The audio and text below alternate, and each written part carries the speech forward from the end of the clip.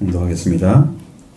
그 후에 예수께서 디베랴호스에서 또 제자들에게 자신을 나타내신 일은 이러하니라. 시몬 베드로와 디드모라 하는 도마와 갈릴리 가나 사람 나다나엘과 세베대 아들들과 또 다른 제자 둘이 함께 있더니 시몬 베드로가 나는 물고기 잡으러 가노라 하매 그들이 우리도 함께 가겠다 하고 나가서 배에 올랐으나 그날 밤에 아무것도 잡지 못하였더니 날이 새어갈 때 예수께서 바닷가에 서셨으나 제자들이 예수신 줄 알지 못하는지라. 예수께서 이르시되 얘들아 너희에게 고기가 있느냐 대답하되 없나이다. 이르시되 그물을 배 오른편에 던지라 그리하면 잡으리라 하시니 이에 던지니 고기가 많아 그물을 풀 수 없더라. 예수의 사랑하시는 그 제자가 베드로에게 이르되 주님이시라 하니 시몬 베드로가 벗고 있다가 주님이라 하는 말을 듣고 겉옷을 두른 후에 바다로 뛰어내리더라. 다른 제자들은 육지에서 거리가 불과 한 50칸쯤 되므로 작은 배를 타고 물고기 든 그물을 끌고 와서 육지에 올라보니 숯불이 있는데 그 위에 생선이 놓였고 떡도 있더라. 예수께서 이르시되 지금 잡은 생선을 좀 가져오라 하시니 시몬 베드로가 올라가서 그물을 육지에 끌어올리니 가득히 찬 큰 고기가 153마리라 이같이 많으나 그물이 찢어지지 아니하였더라. 예수께서 이르시되 와서 조반을 먹으라 하시니 자들이 예수 주님이신 줄 아는 고로 당신이 누구냐 감히 묻는 자가 없더라. 예수께서 가셔서 떡을 가져가다가 그들에게 주시고 생선도 그와 같이 하시니라. 이것은 예수께서 죽은 자 가운데서 살아나신 후에 세 번째로 제자들에게 나타나신 것이라. 그들이 조반 먹은 후에 예수께서 시몬 베드로에게 이르시되 요한의 아들 시몬아 네가 이 사람들보다 나를 더 사랑하느냐 하시니 이르되 주님 그러하나이다. 내가 주를 사랑하는 줄 주님께서 하시나이다. 이르시되 내 어린 양을 먹이라 하시고 또 두 번째 이르시되 요한의 아들 시몬아 네가 나를 사랑하느냐 하시니 이르시되 주님 그러하나이다. 내가 주님을 사랑하는 줄 주님께서 아시나이다. 이르시되 내 양을 치라 하시고 세 번째 이르시되 요한의 아들 시몬아 네가 나를 사랑하느냐 하시니 주께서 세 번째 네가 나를 사랑하시냐 하심으로 베드로가 근심하여 이르되 주님 모든 것을 아시오며 내가 주님을 사랑하는 줄을 주님께서 아시나이다. 예수께서 이르시되 내 양을 먹이라. 아멘. 사실은 그 뒤에 말씀도 다 준비를 하려고 했는데 너무 양이 많아서 이걸 하면 한 1시간 반 정도는 할 것 같아요. 그러면 여러분 너무 시간이 길어서 어떻게 안 돼. 집회를 하면 몰라도. 그래서 줄인 거죠. 자, 도마가 예수님을 만난 후에 믿음의 고백을 했죠. 그리고 난 다음에 예수님께서 이제 디베랴 호숫가에서 세 번째 제자들이 나타나 자신을 보내셨다 그럽니다. 첫 번째도 유대인들을 두려워해서 제자들이 숨어 있었던 모습 보여줬죠. 그것에서 가운데 문들을 다 닫아놨는데 갑자기 오셔가지고 가운데 서서 평강이 있을지어다. 그래서 평화를 회복시켜주죠. 그 다음에 성령을 받게 하시고 죄를 사하는 권세를 허락해 주시고 그때 예수님이 이제 자기를 다 보여주시면서 큰 기쁨을 주셨는데 그때 왜 도마가 거기에 없었잖아요. 그러니까 나는 주님을 실제로 손가락을 옷가옥에 넣어보고 손을 창자국에 넣어서 확인하기 전까지 난 믿지 않겠다. 그렇게 했다. 다시 이제 예수님이 찾아오십니다. 그를 향해서. 당연히 예수님은 도마에게 먼저 말씀을 걸으셔서 야, 너 나 이렇게 만져보지 않고 믿지 않는다고는 거 하지 말고 야 이제 만져보고 직접 경험하고 그 다음에 믿음 없는 자가 되지 말고 믿는 자가 되라. 주님께서 어떤 분인가를 몰랐던 도마가 그때 당신은 나의 주님이시고 나의 하나님이십니다. 예. 하나님을 고백한 사람들은 극히 드문 상황입니다. 예수님을 하나님이라고 부르던 곳이 거의 성경에 몇 군데 안 나오거든요. 하나님이심에도 불구하고 다 아들로 표현되어 있습니다. 도마가 아주 놀라운 고백을 한 거예요. 지금까지 그분을 인간으로 알았다는 거죠. 주인을 알지 못했는데 주인 알았습니다. 주님이신 걸 알지. 여러분 이렇게 경험을 하면 확실히 압니다. 그러나 주님은 무사람들, 나머지 백성들은 거의 보지 않고 믿어야 되기 때문에 본고로 나를 믿느냐, 보지 않고 믿는 자가 복되도다. 그렇게 말씀하십니다. 대부분 다 보지 않고 믿는 거죠? 다 성령을 통해서, 말씀을 통해서 이런 믿는 거예요. 그게 가야 될 길입니다. 그렇게 한 다음에 예수님께서 이제 디베라오스거에 나타나시는 모습을 보여주고 있는 것입니다. 1절로 4절 같이 읽겠습니다. 그 후에 예수께서 디베라오스에서 또 제자들에게 자신을 나타내셨으니 나타내시는 일이 이러하니라. 시몬 베드로와 디두모라 하는 도마와 갈릴리 가나 사람 나다나엘과 세베대 아들들과 또 다른 제자 둘이 함께 있더니 시몬 베드로가 나는 물고기 잡으러 가노라 하며 그들 우리도 함께 가겠다 하고 나가서 배에 올랐으나 그날 밤에 아무것도 잡지 못하였더니 날이 새어갈 때 예수께서 바닷가에 서셨으나 제자들이 예수신 줄을 알지 못하는지라. 아멘. 자, 요한복음에 대해서 요한복음을 기록한 목적을 이야기한 성경이 나와 있어요. 근데 여러분한테 한 번도 말씀드린 적이 없을 거예요. 왜냐면 거기를 본문에서 전했던 적이 거의 없거든요. 그래서 이 10장 30절로 31절의 말씀을 우리 한번 보도록 하겠습니다. 같이 읽어보겠습니다. 예수께서 제자들 앞에서 이 책에 기록되지 아니한 다른 표적도 많이 행하셨으나 오직 이것을 기록하면 너희로 예수께서 하나님의 아들 그리스도이심을 믿게 하려 하며 또 너희로 믿고 그 이름을 입어 생명을 얻게 하려 함이니라. 아멘. 자, 표적을 많이 드러내셨습니다. 하나님의 아들인 것을 드러내는 기적을 많이 베푸셨죠, 예수님께서. 그러나 표적을 중심으로 기록하지 아니하고 이런 말씀을 중심으로 기록했다. 예수님께서 하나님의 아들이시고 그리스도를 믿게 하려는 것이다. 아주 중요한 우리 교회가 가져야 될 최고의 복음 중에 복음. 예수님이 누구신가 아는 거예요. 고백이 이루어지는 거예요. 알고 고백하는 거예요. 베드로처럼 고백하는 것이고 도마처럼 고백하는 그 고백을 말하는 거예요. 그렇게 믿기를 원하는 거죠. 한 분 한 분이. 그래서 예수 그리스도에 대한 것만 기록해. 그 많은 기적, 표적 행했어도 그것을 다 기록하지 않는다고 말해요. 왜? 믿는 데 목적이 있다는 거예요. 그리스도 하나님의 아들인 것을 믿는 거. 예수님이 누군가를 모르면 여러분 그것보다 힘든 게 없어요. 믿음에 대해서 말할 때 예수님이 누군가를 잘 모른다? 그러면 그 사람은 아직 예수님과 아무런 관계 없는데 신앙생활 하고 있는 거예요. 여러분 예수님을 믿으러 왔고 구원받으러 오신 거죠. 뿐만 아니라 예배를 통해서 영광을 돌리기 위해서 온 거죠. 두 가지 다 있어야 돼요, 목적이. 그런데 이 예수님을 모른다? 이것은 성경을 기록한 목적도 안 맞지만 성경 전체를 봤을 때 하나님께서 여러분을 살리기 위해 주신 그분을 모른다면 우리는 헛된 신앙생활을 하고 있는 거예요. 시간 낭비하고 있는 거죠. 네, 빨리 찾아야만 되기 때문에. 그분 나를 구원의 자리에 세워줘야 돼. 그래서 믿고 그 이름을 입고 생명 얻는 거. 이 생명 얻는 자까지 들어가는 거예요.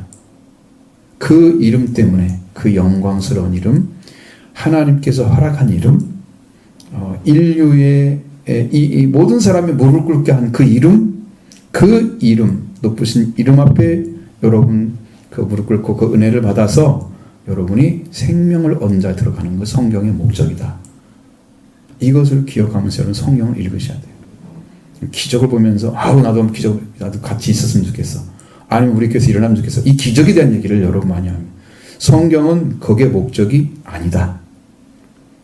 재현할 수 있습니다. 하나님께서 허락하시면 여러분에게. 그러나 그것이 목적이 아니라면 그걸 베풀어 주지 않을 겁니다. 항상 성경을 보면 성경에서 이야기하는 것은 어떤 관점을 가지고 성경이 말하고자 하는 내용이 담겨져 있잖아요.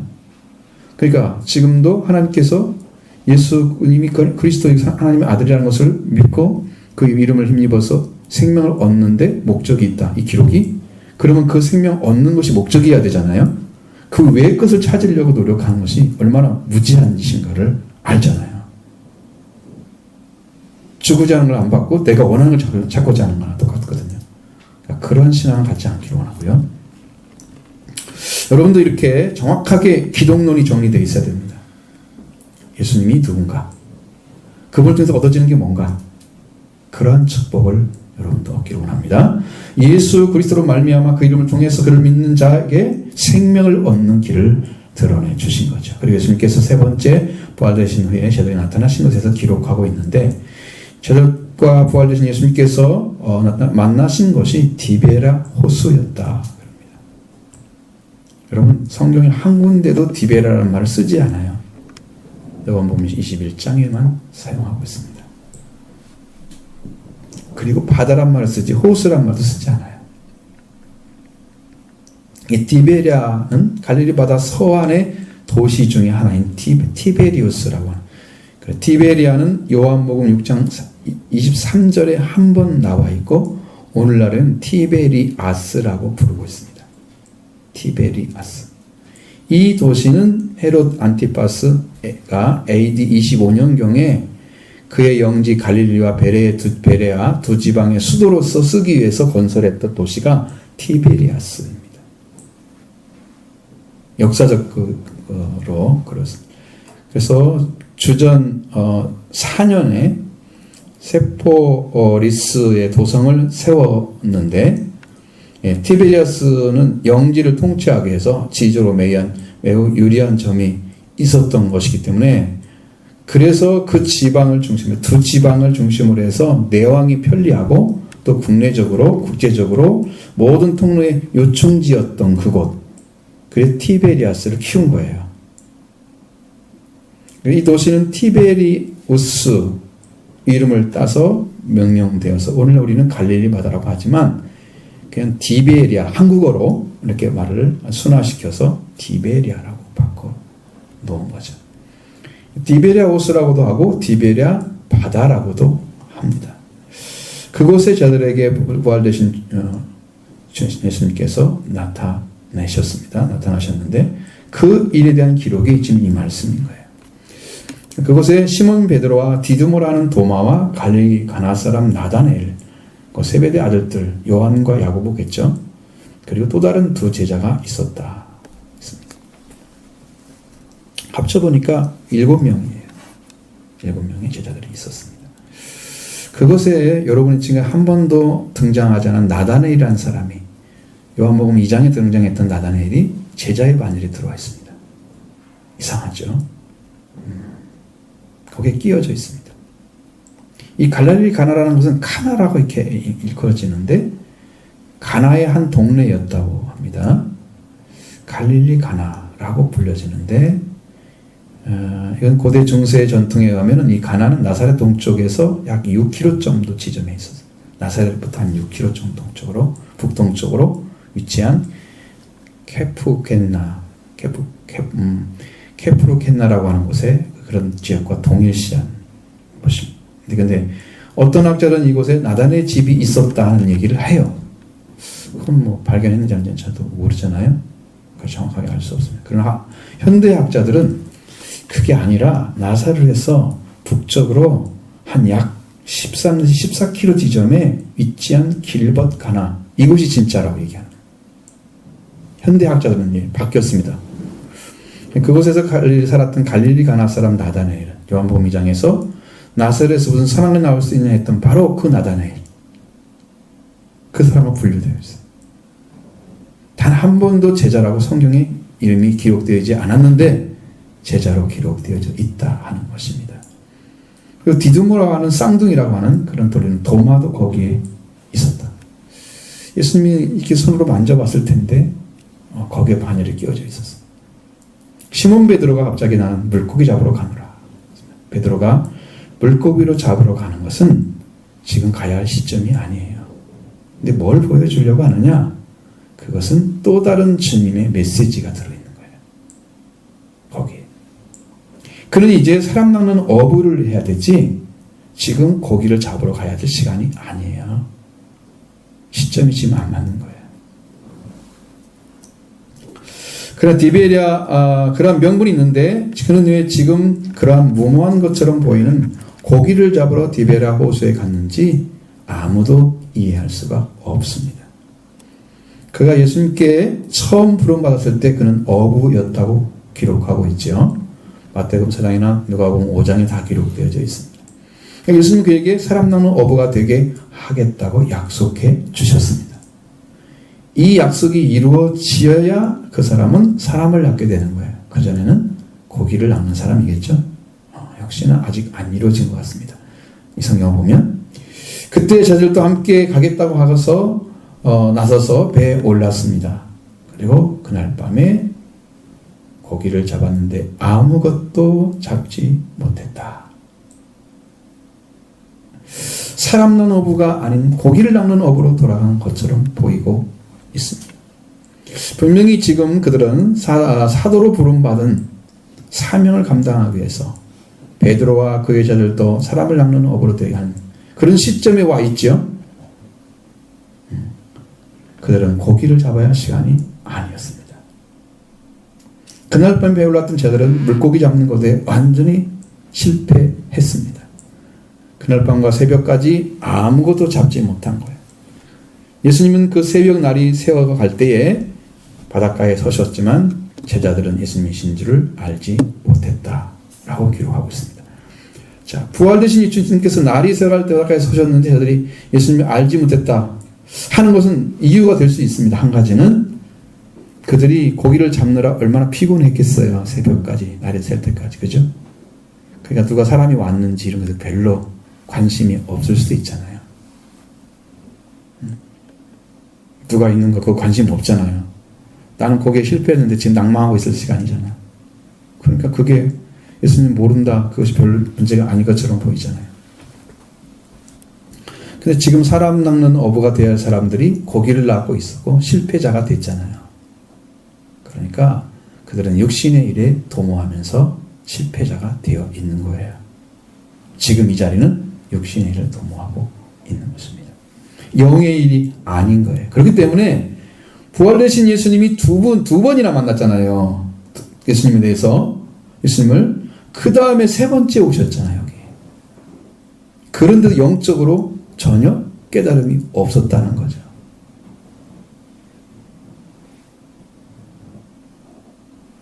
부활에 대해서 전혀 알지 못할 때 예수님께서 오셔서 제자들에게 자기를 보여주시고 그들이 기뻐하고 그 다음에 성령을 받으라 하시고 파송의 약속을 하시고 죄를 사하는 심판의 권세를 허락해 주셨던 것이죠. 그 제자들이 지금 날이 이제 여덟같이 지나고서 도마가 부활되신 예수님 만나고 믿음으로 고백한 사건이 일어났습니다. 지금 기도하면서 주님이 약속하신 것을 준비할 시간이 아니겠습니까? 그죠? 근데 바닷가에서 물고기를 잡고 있었어요. 그러니까 지금 부활되신 예수님이 오셔도 알아보지 못하는 그런 상황이 된 거예요. 아무리 예수님이 부활되셔서 오셔도 여러분 영이 딴짓하고 있으면 영이 지금 깨어있지 않고 또 물고기 잡아야 할 사람이 아닌데 물고기 잡고 있고 이렇게 딴짓하고 있으면 주님을 알아보지 못한다는 걸 아셔야 돼요. 여러분 영이 지금 예수님께 집중하지 않고 신앙생활하고 있으면 예수님이 오셔도 지금 말을 못 알아듣는 거예요. 무슨 말 하는지를. 오셔도 모르는 거예요. 자, 예수님께서 저들에게 너에게 고기가 없느냐라고 찾으셨습니다. 5절 6절 보겠습니다. 예수께서 이르시되 얘들아 너희가 고기가 있느냐 대답하되 없나이다. 이르시되 그물을 배 오른편에 던지라 그리하면 잡으리라 하시니 이에 던졌더니 고기가 많이 하나 그물을 들 수 없더라. 아멘.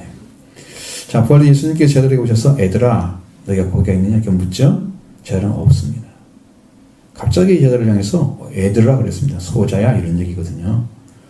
여기 파이디아라는 단어를 써서요. 이게 영아 갓난아기부터 7세까지 쓰는 단어를 썼어요. 애들이라고.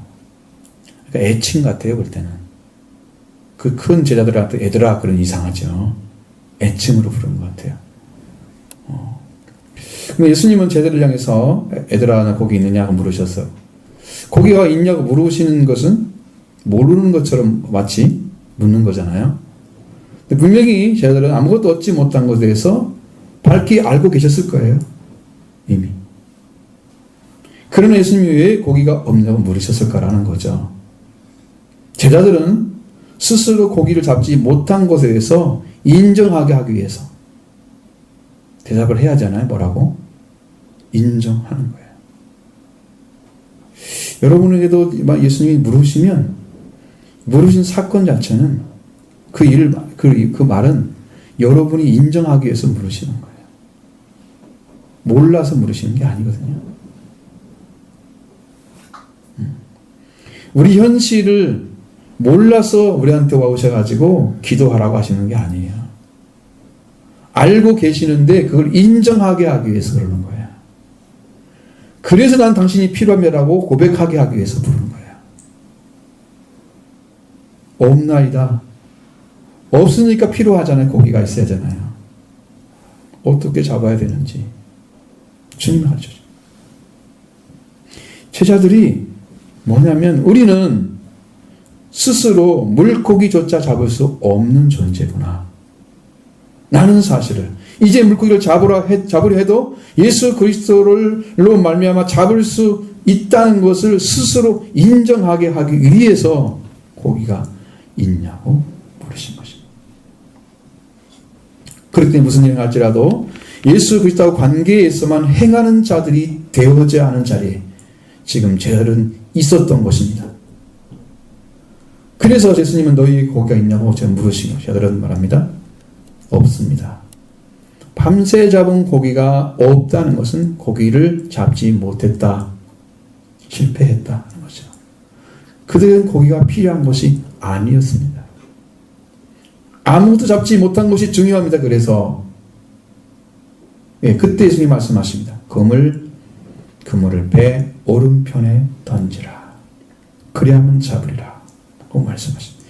지금까지 고기를 잡고자 했으나 실패한 자들에게 예수님은 그물을 배 오른편에 던지라 하고 하셨고, 그리고 그러면 잡으리라고 말씀하십니다. 보통 우리가 좌석에서 우편은 윗자리나 아니면 측근을 가리키는 단어입니다. 오른손은 능력을 말해줍니다. 또 축복을 하는 기능을 갖는 것이 오른쪽이에요. 사람의 모든 힘의 상징으로 오른편입니다. 공격을 오른편에서 받게 돼 있어요. 그리고 참소하는 자는 그 옆에 서 있습니다. 오른편은 구조자의 자리이기도 합니다. 시편에 보면은 시편 16편 8절에 내가 여호와를 항상 내 앞에 모시며 그가 나의 오른쪽에 계심으로 내가 흔들리지 아니하리라. 이 구조자가 항상 오른쪽에 있다고 성경은 얘기합니다. 우측은 위엄과 영광의 자리이고 최고의 지위이기도 했습니다. 성경에서 말씀하시는 거예요. 하나님의 오른손은 구약에서 하나님의 창조의 권능을 나타내는 것입니다. 이사야 48장 13절에 기록되어 있습니다. 또 싸워 그 백성을 구원하시는 어떠한 능력이 어떠하심을 나타내는 것이 오른손입니다. 시편 110편 1절에 내 우편에 앉았으라 하고 말씀하신 신약에서 우편이라는 표현이 기본이 된 단어가 바로 여기에요. 그런데 여기 잘 보셔야 돼요. 본문에서는 쟤들에게 예수님이 말씀하시는 그물을 배 오른편에 던지라. 그 이야기입니다. 이것은 말씀하심은 그물을 던지는 방향을 이야기하는 거예요. 배가 있으면 오른쪽 있고 왼쪽이 있겠죠? 앞이 있으니까 뒤가 있잖아요. 그러면 딱 정해지잖아요. 그러면 오른쪽이 있죠. 왼쪽이 딱 있겠죠? 방향을 얘기하는 거예요. 여러분, 하나님의 오른편에 던지란 말이 아니잖아요. 예수님이 오른편에 던지라 그 말이 아니잖아요. 주님과 상관없잖아요. 지금 말하는 것은 하나님과 상관없는 거죠. 배와 상관이 있는 거죠. 그러니까 그것은 오른편이라는 것은 방향을 얘기하는 거야. 지금 말하는 여러분들 말 권능이나 하나님의 능력이나 그걸 말하는 게 아니라 이 말이야. 지금까지 해석을 잘못해왔단 말이에요. 그런 것에 대해서. 단순하게 만약에 왼편에 고기가 있었으면 왼편 던지라 했을 거예요. 주님은. 이 오른편이라는 말을 단순하게 생각해야 된다는 것이죠. 이게 좀 잘못하면 무슨 오른편에 던졌더니 많은 배가 고기에 잡혔다, 아니 축복이다, 이렇게 다 해석을 해요. 근데 그런 해석은 수없이 해냈어요, 사람들이. 많은 분들이. 여기서 강조하는 것은 밤새 그물을 내려서 고기를 잡고자 했던 자들이 고기를 잡은 것이 없었고, 그걸 아시고 너희의 고기는 여물으시고 없나이다 대답했을 때 그물을 배 오른편에 던지라, 그래야만 잡히리라 말씀하시는 거예요. 배 오른편에 고기가 있는 것을 아시고 배 오른편에 그걸 던지라고 말씀해요. 그러면 잡히리라. 고기를 잡는 것은 주님의 철저한 도움으로 이루어진 것까지 제자들이 거기서 실감을 했어야 돼요. 자기 힘으로 물고기 한 마리도 잡을 수가 없는 존재구나. 이제는 주님의 통치 아래에 있어야 할, 주님 밖에서 일을 하려고 하는 순간에 실패를 하게 되는 거예요. 지금 물고기 잡으면 실패했죠? 실패했습니다.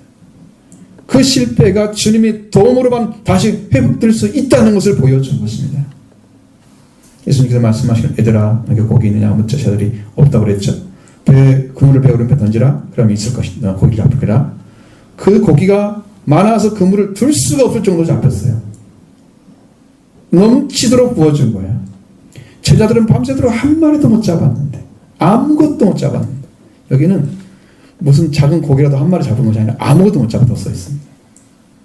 아무것도. 예수님께서 배 오른편에 그걸 던지라고 했을 때 그물 던졌고 고기가 많아서 그물을 둘 수가 없게 됐다. 이 과정은 분명하게 실패이지만 열매가 맺어진다는 거예요. 이거 신앙의 특징이라는 것입니다. 처음부터 그 과정을 겪어서 제대로 되어진 사람이 얼마나 될까요? 실패자가 되면 성공하는 확률이 높아집니다. 신앙에서 실패하지 않고 계속 성공해서 열매 맺는 일은 거의 불가능합니다. 예수 그리스도가 가지고 하나님의 아들이 오셔서 일치에 오차도 없이 성경 말씀을 다 이루셔서 인류를 구원한 일을 하신 그 예수님만이 오차 없이 실패 없이 성공하신 거예요. 속죄와 부활이 완성돼서 영원한 생명을 주시고 인류를 다시 아들과 왕의 자리에 옷을 입히게 되시는 이 축복을 허락해 주신 거예요. 한 분만이 그게 가능했던 거예요. 그러나 모든 신앙은 그렇지 않습니다. 하나님을 모르는 실패자였는데 나중에 하나님을 믿고 알게 되면서 그 믿음을 새롭게 세워지는 일을 경험하게 되는 것입니다. 그러면서 그 나중에 열매를 맺게 되는 거예요. 죄인으로 들어갔다가 의인으로 열매를 맺게 되는 거예요.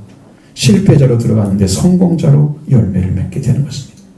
길을 찾지 못하고 길을 있다가 차를 찾게 돼서 생명 없는 자가 되게 하십니다.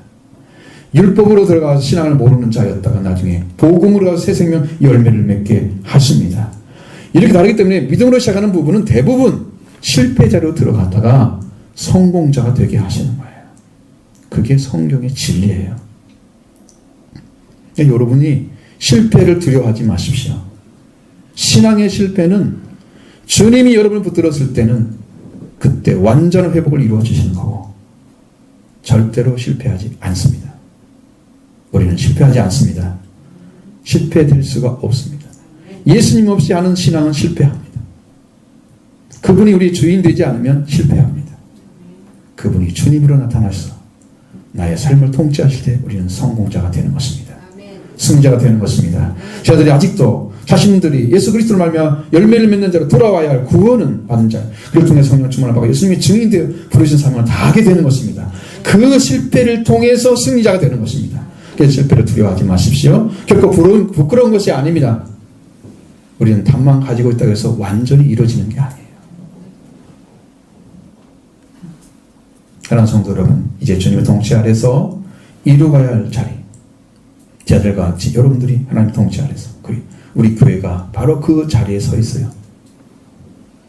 주님이 세워서 우리 교회를 사용하실 그 자리에 여러분 서 있습니다. 지금이 안 되면 안 되는 시기에 와 있습니다. 지금 정신 차리고 기도하실 때입니다. 예수님이 사랑하시는 그 제자 곧 요한이 베드로에게 주님이라 하자 베드로가 옷을 입었다. 7절 9절을 보겠습니다. 예수님을 사랑하시는 그 제자가 베드로에게 이르되 주님이시라. 시몬 베드로가 웃고 있다가 주님이라는 말을 듣고 겉옷을 두른 후에 바다로 뛰어내리더라. 다른 제자들은 육지에서 거리가 불과 한 50간쯤 되므로 작은 배를 타고 물고기 든 그물을 끌고 와서 육지에 올라 보니 숯불이 있는데 그 위에 생선이 놓였고 떡도 있더라. 아멘. 베드로 성격이 딱 나타나죠. 다른 사람은 옷도 안 벗었는데 옷을 벗었어요. 어부로 일을 할 때 겉옷을 벗고 했다는 거죠. 이 겉옷은 어부가 작업할 때 입는 일종의 아마포 작업복이었을 거예요. 근데 베드로는 그것을 벗어 던지고 작업에 몰두하고 있는 것입니다. 근데 이 사랑하는 제자가 곧 요한 제자죠. 요한이 주님이시다 라고 말을 합니다. 베드로에게. 베드로는 겉옷을 두른 후에 바다로 뛰어내렸다. 가까웠다는 거죠. 바다하고. 물에 퐁당 빠질 정도로 돼도 괜찮을 정도로 가까웠다는 거죠. 다른 제자들도 육지에서 거리가 불과 50간쯤 돼서 그러니까 작은 배를 타고 물고기 든 그물을 끌고 와가지고 육지에 올라와서 보니까 숯불이 있는데 그 위에 생선이 놓여 있는 거예요. 구워지고 있는 거예요. 주님은 어디서 가져왔지 그걸? 지금 고기도 못 잡아가지고 아무것도 없을 텐데. 빵은 또 어디서 가져왔죠? 놀라운 일이죠. 주님이 준비하신 거. 50간이라는 말은 우리 현대에 옛날에 그 길이를 재는 그러한 수치를 보면 200규빗이면 200규빗, 50간. 그래서 1규빗은 45.6cm인데 45cm를 잡고 45 곱하기 200 하면 몇이 나와요? 응? 빨리빨리 해봐요 지금. 동그라미 땡이라고 지금 힘들어요? 두 개만 띄면 되는데 몇 미터예요? 응? 몇 미터가 안 나와 지금? 그 공 두 개만 띄면 되잖아. 9,000cm죠. 그러니까 그 두 개를 띄면 100을 띄면은 90m 정도 돼요. 머리가 안 멀다는 얘기예요. 그래도 바다로 말하면 90m면 상당한 거리잖아요. 우리가 생각보다 훨씬 먼 거리죠. 여러분 이 지상에서는 안 멀지 바다에 들어가 봐요. 90m 상당히 먼 거리지. 그리고 다른 성경들은 다 100m쯤 됐다고 써 있습니다. 대부분의 성경들이. 그래서 작은 배와 함께 물고기 든 고물을 끌고 육지에 올라왔을 때 베드로가 아니고 다른 제자들이 숯불이 있는데 그 위에 생선이 있고 빵도 있었다. 부활되신 예수님께서 제자들에게 물고기를 잡게 하시고 그 위에 육지로 이동하는 시간에 아침을 챙기시고 있었습니다. 저는 참으로 위로받는 시간이 되었을 것입니다. 밤샘 고기잡이로 실패했죠. 마음도 무거웠을 건데 그들이 예수님의 말씀을 듣고 배 오른쪽에 그물을 내리는 것은 그 순간에 해야 될 일은 뭐예요? 그 순간에 말씀을 듣는 게 순종이에요. 아니 우리 실컷 잡았는데 왜 배 오른쪽에 무슨 고기가 있을까? 라고 생각할 수 있잖아요. 응? 밤새 고기 잡았는데 그 옆에 뭐가 있을까? 있을 리가 없지 라고 생각할 수 있죠. 근데 고기를 잡으러 가는 것입니다. 그게 진짜 순종이죠. 그 순간에 순종하는 것은.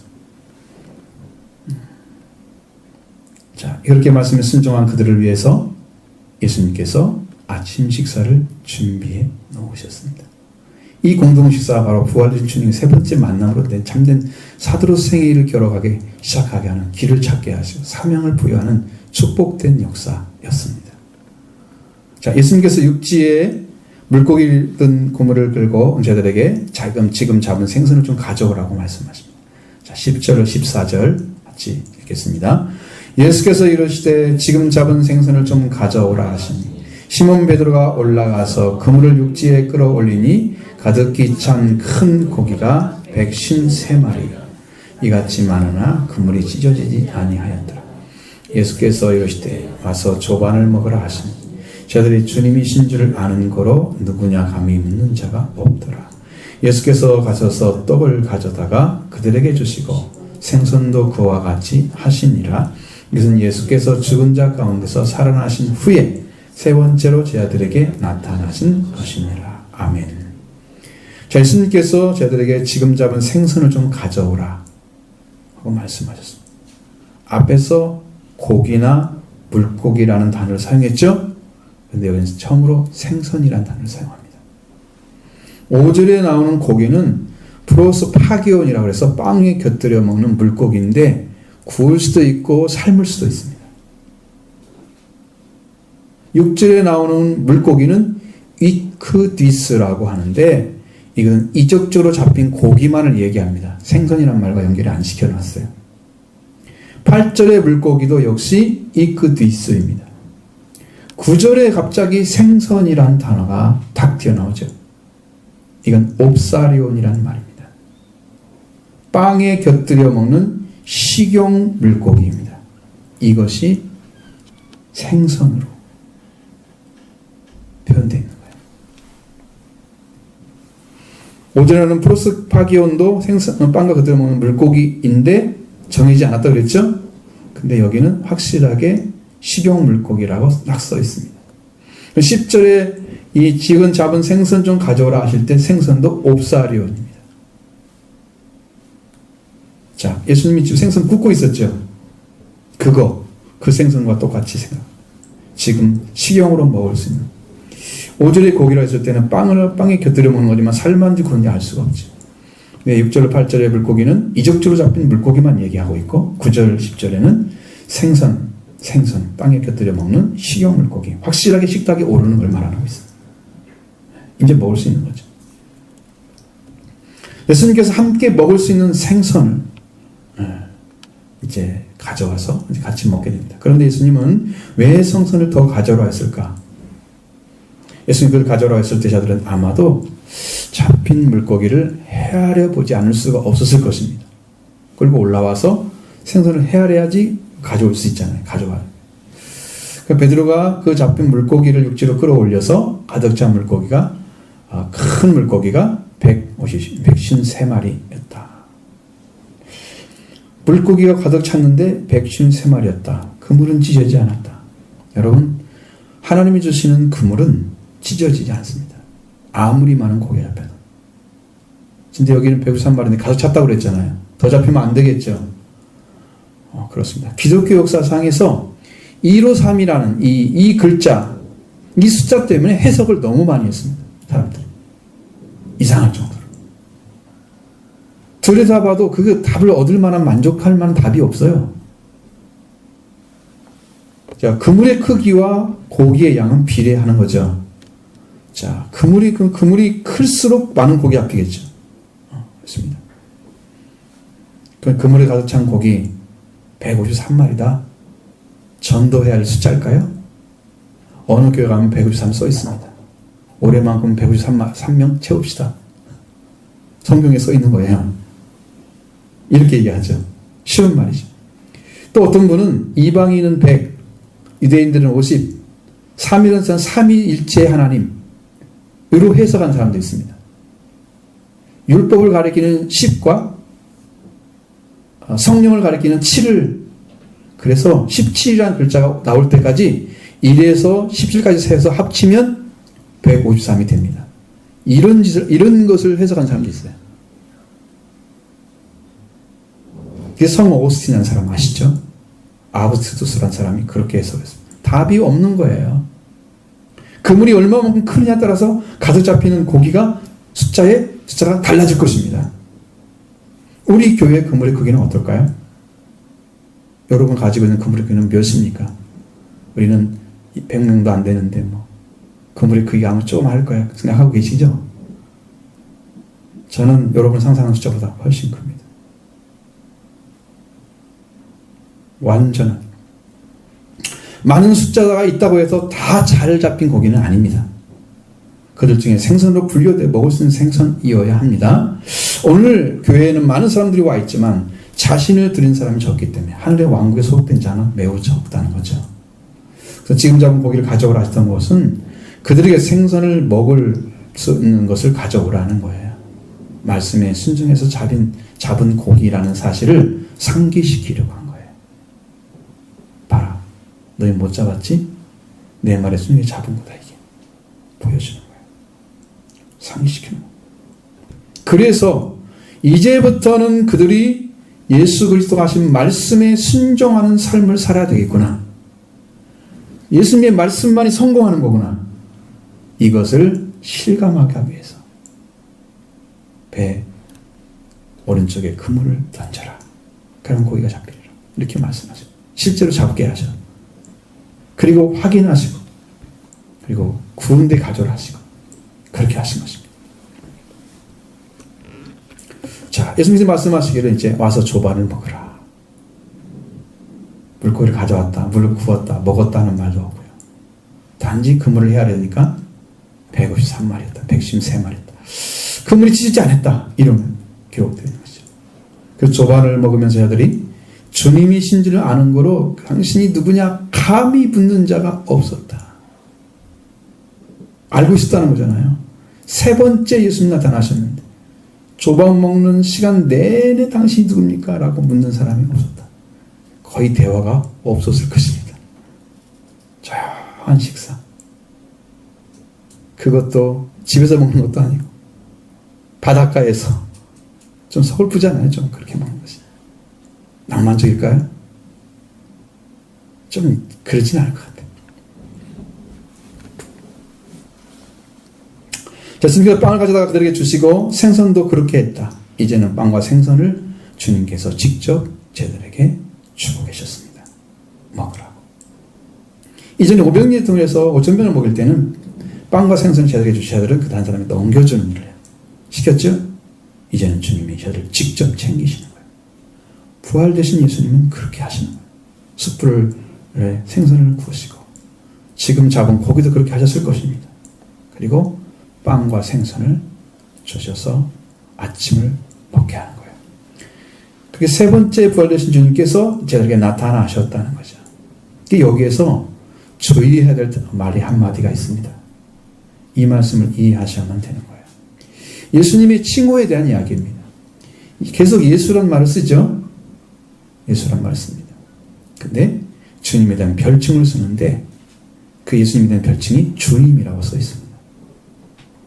단어가 2번 사용됐습니다. 7절에 베드로가 주님이라 12절에 주님이신 줄 아는 거로 주님이라고 말하고 있습니다. 이 주님이라는 단어와 바로 여기에서 153마리 물고기를 잡는데 지금 디베라 호수에서 고기를 잡는 자들의 주인으로 계셨다는 것을 말하고 있는 거예요. 그 호수를 다스리는 주인이었고 제자들의 주인이었습니다. 그 예수님이 거기에 계셨던 거예요. 그들의 삶을 통해서 주장하시는 분임을 성경이 이야기하고자 하는 예수님이 자꾸 주님이라고 표현하는 거예요. 그런데 불구하고 부활되신 예수님을 주님으로 인정하고 통치받고 있지 않았던 제자들은 이제 예수님은 주님으로 나타나신 거예요. 그래서 그들에게 주인 행사하셨죠. 물고기 잡는 걸로. 두 번째 주인으로 나타나서 말씀하시는 겁니다. 15절로 17절 보겠습니다.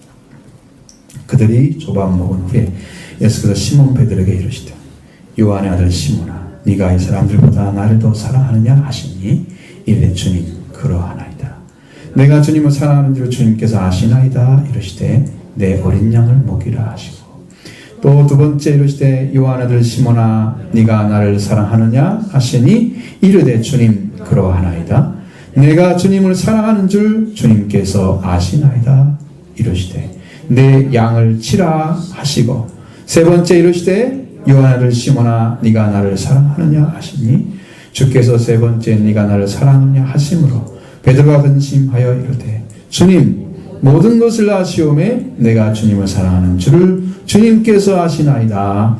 예수께서 이르시되 내 양을 먹이라. 아멘.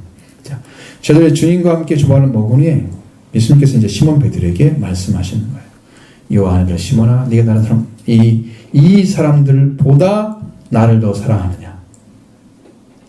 분명히 사람들이 있죠. 그럼 누구예요? 제자들이죠. 응? 나머지 제자들이죠. 6명 뺀 제자들이 거기에 있었습니다.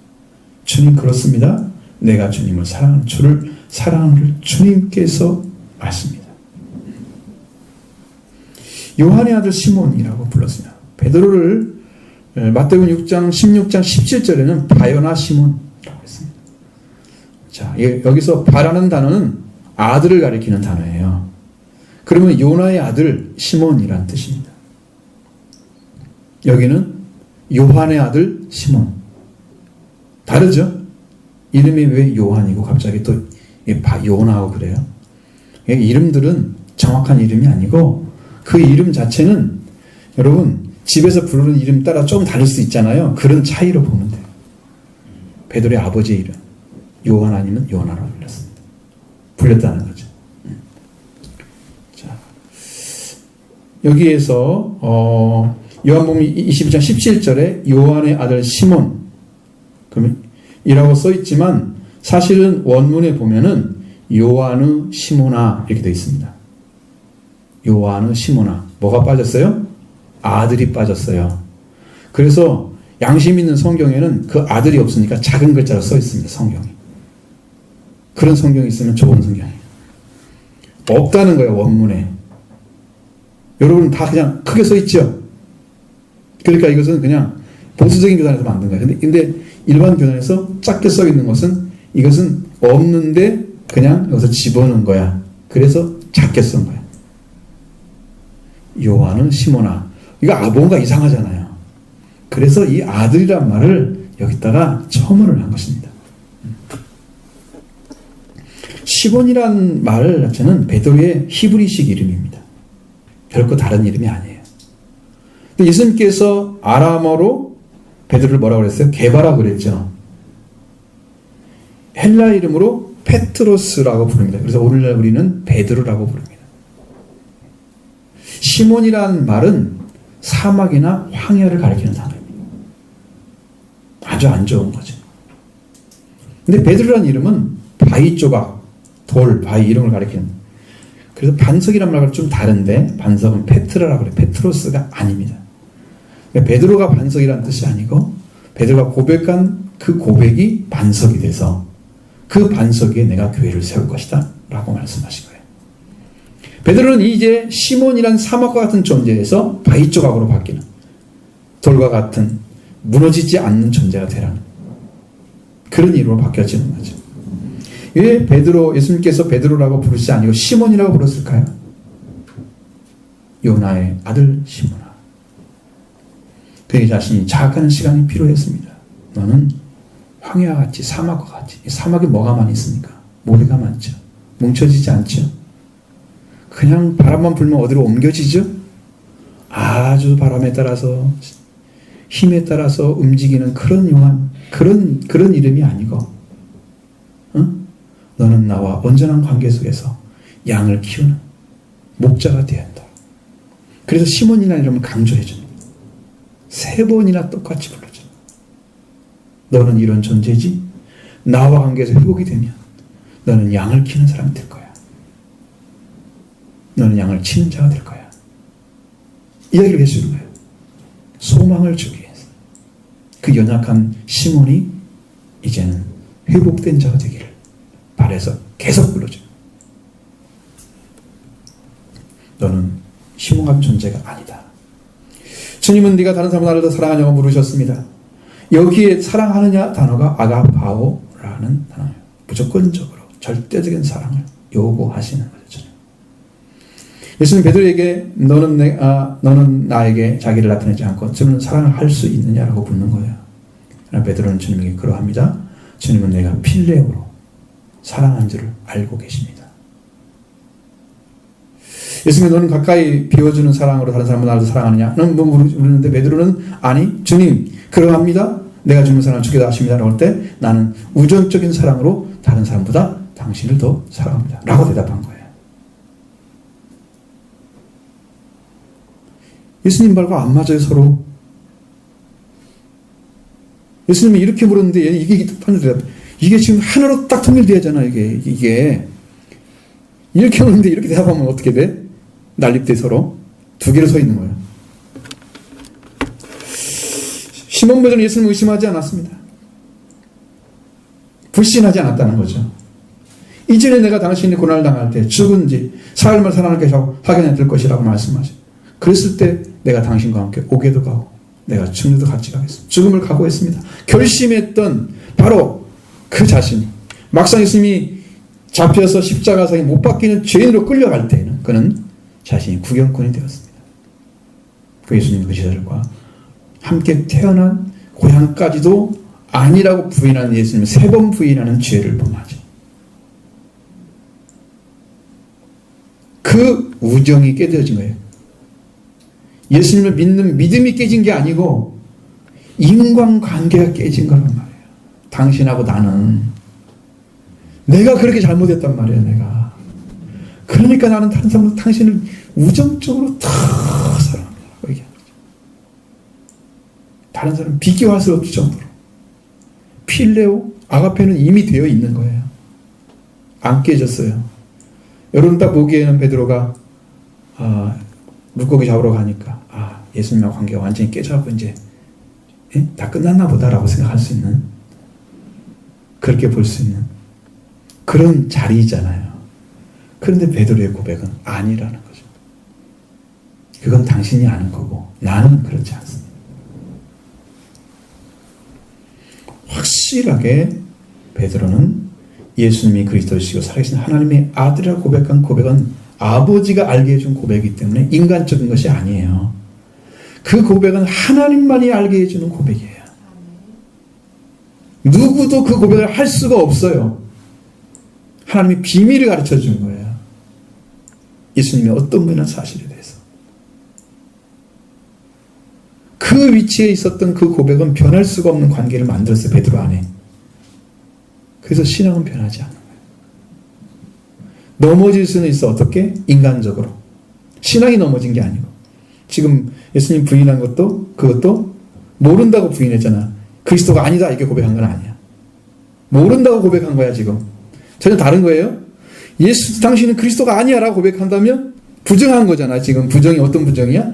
예수님 자체를 부정한 거잖아. 그러나 예수님 모른다는 것은 예수님에 대한 관계를 부정한 거잖아. 지금 예수님 자체를 부정하면 그건 끝이에요. 당신이 그리스도가 아니에요 라고 고백한 거예요. 그냥 알냐 모르냐 이런 관계는 고백한 것은 자기도 그 사람들에게 두려움이 있기 때문에 인간적으로 나약함을 보여준 거예요. 그건 부정이 완전한 부정이 아니잖아요. 예수님 버리는 부정이 아니잖아요. 그럼에도 불구하고 자기는 자기 나약함에 의해서 지금 예수님이 살아계신 하나님의 아들이라 고백하고 그리스도라고 고백한 그 고백을 한 사람일지라도 그 말씀이 자기를 능력 있게 해주지 못했다는 거예요. 왜 그랬을까요? 그는 아직 성령을 받기 전이었습니다. 나약했습니다. 베드로 인간 모습 그대로 가지고 있는 거예요. 그 모습 속에서 부활의 주를 만난 거잖아요. 그들에게는 성령의 권능과 확증이 필요했습니다. 그래서 지금 모자라는 것처럼 보이는 거죠. 지금 베드로는 성령을 받아야 할 시점에 있는 거예요. 그러한 자리에서 시몬 베드로는 지금 주님께 사랑하시는 사랑을 회복하는 것이 가장 중요한 일이었습니다. 왜? 성령을 받으려고 하면 예수 그리스도와 관계가 완전해야만 그분을 의지하고 100% 의지하고 그래야 성령을 받을 수가 있기 때문에 이 관계 회복이 너무 중요한 거예요. 그래서 네가 나를 사랑하냐고 묻고 있는 것이죠. 이 부분이 너무 중요하기 때문에 그것도 3번이나 묻고 있는 거예요. 한 번 물어도 될 텐데 주님께서는 그런 베드로에게 내 양을 어린 양을 먹이라고 하십니다. 양은 예수님의 양이잖아요. 내 양이잖아요. 먹이는 자는 시몬 베드로 네가 먹여라. 목자의 사명을 줍니다. 예수님은 내 양을 어린 양이라고 내 어린 양을 먹이라고 하신 베드로에게 목자의 자리를 내어주셨습니다. 이것은 부름받은 다음에 부름받은 자 합당한 사명이 주어지는 거예요. 내 어린 양. 공동체의 회중을 가리키는 단어입니다. 교회 안에서 회중들을 말입니다. 바로 여러분들을 말하는 거예요. 우리 모두가 베드로는 될 수가 없습니다. 주님이 부르시고 사명을 주는 과정을 겪고 세워지는 것이기 때문이죠. 아무나 그렇게 세워집니까? 그러진 않죠. 먹이라는 것은요, 이 음식을 양을 먹는 음식을 꼴을 갖다 줘야 하잖아요. 이 양을 먹는 꼴은 선한 목자 예수님이 가지고 계십니다. 그 예수님께 받아서 먹여야 되는 거예요. 주님 관계에 세워지지 않으면 안 되는 거예요. 베드로전서 2장 25절에는 전에는 너희가 양과 같이 길을 잃었더니 이제는 너희 영혼의 목자와 감독 되신 이에게 돌아왔느니라. 다 베드로는요, 양과 목자의 관계를 계속 이야기합니다. 자기가 쓴 서신에서 나옵니다. 베드로전서 5장 1절로 4절에도 그게 똑같이 나오고 있습니다. 하나님의 양무리를 치되 억지로 하지 말고 하나님 뜻을 다 자원으로 함으로 하며 더러운 이득을 취하여서 이득을 위해서 하지 말고 기꺼이 하며 주정한 자서 하지 말고 양의 무리의 본이 되어서 목자장이 나타날 때 시들지 않은 영광의 관을 얻으리라. 하나님의 어린 양을 치라. 양무리를 치라. 반드시 양의 관계, 목자의 관계에서 그는 이해하고 있는 거죠. 이 사명이 주어진 베드로가 이해했던 교회와 관계를 이렇게 설정해 놓은 거예요. 여기서 장로는 양을 치는 장로예요. 목사를 가리키는 장로. 하나님의 양무리를 치는 자로 말하고 있고 양무리는 본이 되라고 말씀하시죠. 목자의 나타날 때는 시대자는 명왕의 별관을 영광의 관을 얻을 것이다. 자기 사명이 목자라는 사실을 확고하게 받아들이는 순간입니다. 양을 먹이는 자로, 치는 자로 사명을 주신 거예요. 양을 먹이는 자는 곧 그리스도부터 공급되는 말씀이 와야 됩니다. 양의 목자 예수 그리스도를 통해 양식을 공급해 주는 일, 그것을 행하는 것이 내 어린 양 먹이라. 먹이는 일을 해야죠. 예수님의 양이기 때문에 예수님 갖다 줘야 돼요. 자기 갖다 주면 안 되죠. 예수님의 양인데 예수님 갖다 줘야죠. 먹을 것인데 예수님의 주인인데. 그래서 여러분이 하나님 말씀, 예수 그리스도의 말씀을 전하는 거예요. 내 말을 하지 않고 성경을 말씀하시고. 두 번째 예수님 말씀하시고 요한 아들 시몬아 네가 나를 사랑하느냐 하셨죠. 시몬 베드로가 주님 그러하나이다. 내가 주님을 사랑하는 주님이 주님께서 아시나이다. 여기도 주님이라고 하는 것은 퀴리오스 정확하게 나와 있습니다. 그때 예수님이 말씀하신 건 내 양을 치라.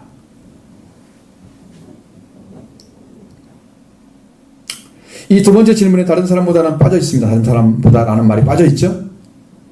그렇지만 주님은 네가 나를 사랑하냐고 물으셨습니다.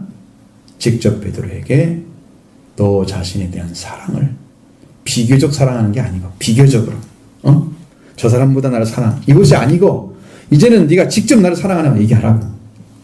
자, 그렇게 묻는 거죠. 직접적인 대답을 해야 됩니다.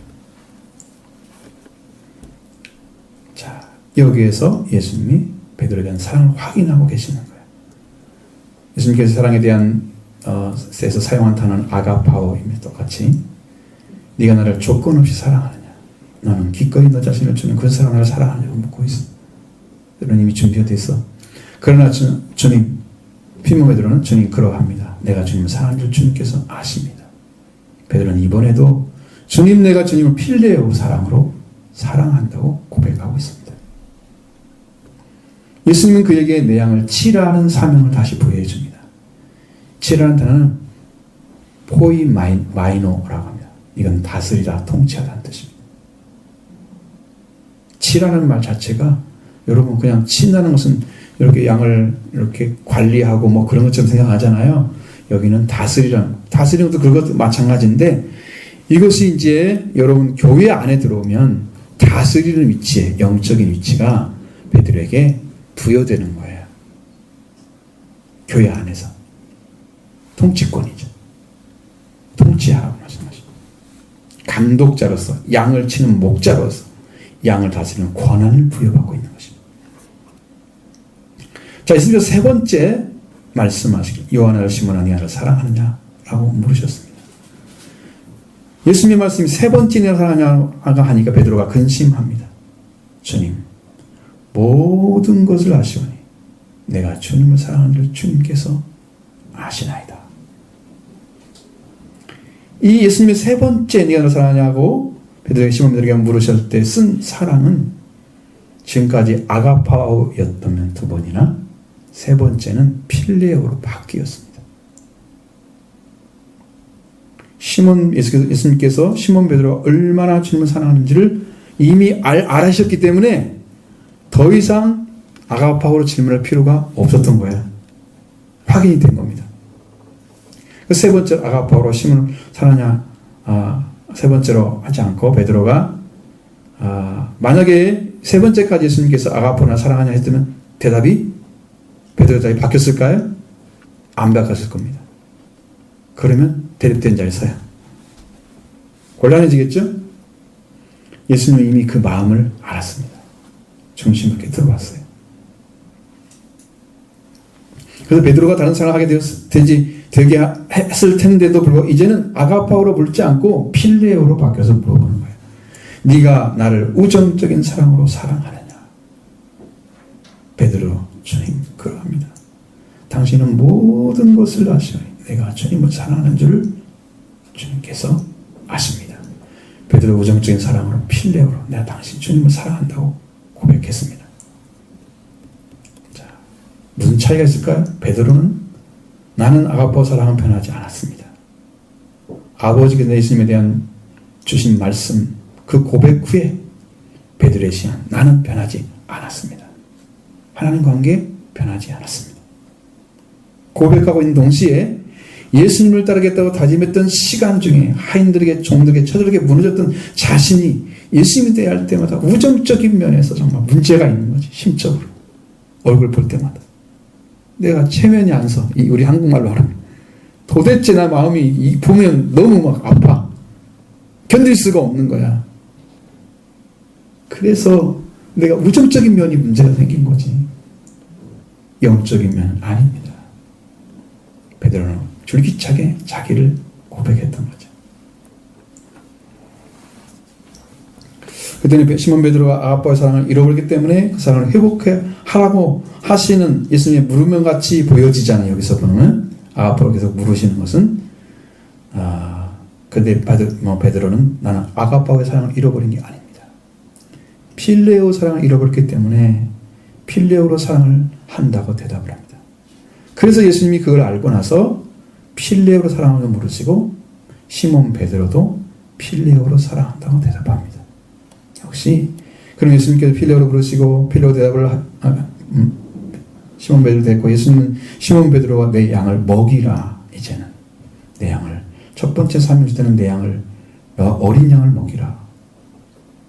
이 어린 양은 이르니온이라고 해서 작은 양을 가리킵니다. 작은 양. 양은 프로바톤이라고 해서 복수로 되어 있습니다. 프로바타 양들을 먹이라. 중성이기 때문에 프로바타입니다. 그러니까 양들을 먹이라. 내 양들을 먹이라. 이렇게 했습니다. 베드로의 내 양을 다스리라고 두 번째는 하셨죠. 세 번째는 프로바톤으로서 프로바타로 되어 있습니다. 복수죠. 양들을. 역시나 양들을 먹이라고 하시는 거죠. 시몬 베드로에게 어린 양부터 양에 이르기까지 예수 그리스도부터 오는 꿀을 가지고 먹이게 하셨고 그들을 다스리게 하시고 그들을 또 먹이게 하시고 베드로는 목자의 사명이 주어진 것입니다. 확실하게 주어진 것입니다. 그래서 이 말씀 통해서 우리가 부활되신 예수 그리스도 세 번째 만남에서 물고기를 잡으러 갔던 그런 제자들 디베랴고스에서 간 것은 예수 그리스도와 주님이 다스림을 받아야 할 자리에 있는데 불구하고 그 자리에 쓰지 않았죠? 갔습니다. 그러나 주님은 그걸 바꿔주셨습니다.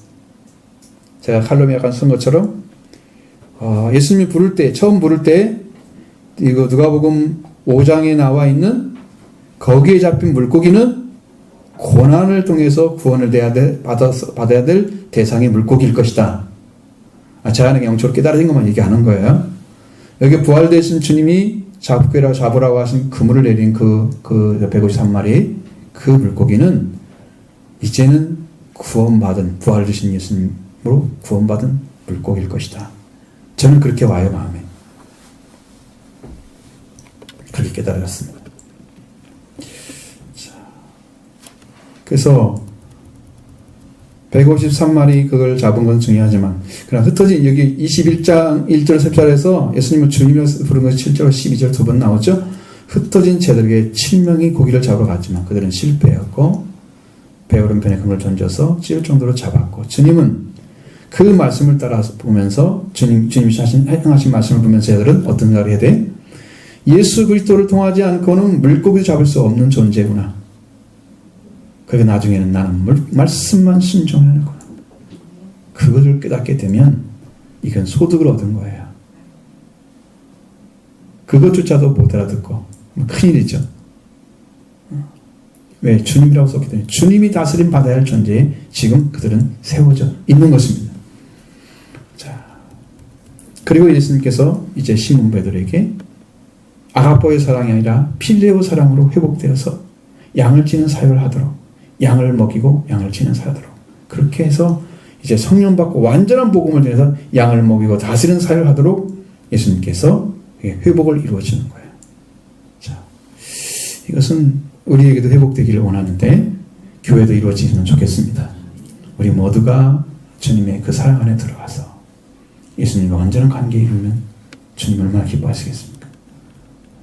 그리고 시몬 베드로가 사명받았던 것처럼 복음의 양들을 먹이고 다스리는 사명을 고지시키고 세우신 거죠. 그는 자기의 사명을 감당할 자리에 세워진 거예요. 아마 주의 종들은 다 이 생각을 할 겁니다. 양을 치는 자리, 먹이는 자리, 온전한 복음으로 증거하는 자리 세워져야 되기 때문에 여러분 이런 은혜 있기를 간절히 원합니다.